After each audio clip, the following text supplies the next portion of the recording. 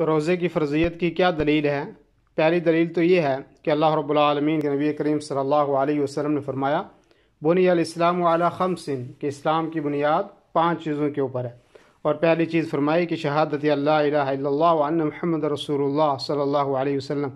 کہ اس چیز کی گواہی دینا کہ اللہ رب العالمین ہی سچا معبود ہے اور برحق معبود ہے، اور محمد صلی اللہ علیہ وسلم اللہ کے رسول ہیں، اور نماز کو قائم کرنا، زکوٰۃ کو ادا کرنا، اور بیت اللہ کا حج کرنا، اور رمضان مبارک کے روزے رکھنا۔ تو یہاں پر رمضان مبارک کے روزے رکھنا کے بارے میں کہا گیا، گویا کہ یہ اسلام کی بنیادی ارکان میں سے ایک رکن ہے۔ یہ بخاری کی روایت ہے۔ اور اسی طریقے سے ایک اعرابی نبی کریم صلی اللہ علیہ وسلم کے پاس آتا ہے اور وہ کہتا ہے کہ دلنی علی عمل اذا عملته دخلت الجنہ، کہ مجھے کوئی ایسا عمل بتائیے کہ میں اس کو کروں اور اس کی وجہ سے میں جنت کے اندر داخل ہو جاؤں۔ آپ علیہ الصلوۃ والسلام نے فرمایا تعبد اللہ لا تشرک به شیئا، کہ تو اللہ کی عبادت کر اور اس کے ساتھ کسی کو شریک نہ کر، وتقیم الصلاۃ المکتوبہ، اور فرض نماز کو ادا کر، وتؤدی الزکاۃ المفروضہ، اور جو فرض زکوٰۃ ہے اس کو تو ادا کر، وتصوم رمضان، اور رمضان مبارک کے تو روزے رکھ۔ تو اس روایت میں یہاں تصوم رمضان کا ذکر ہے،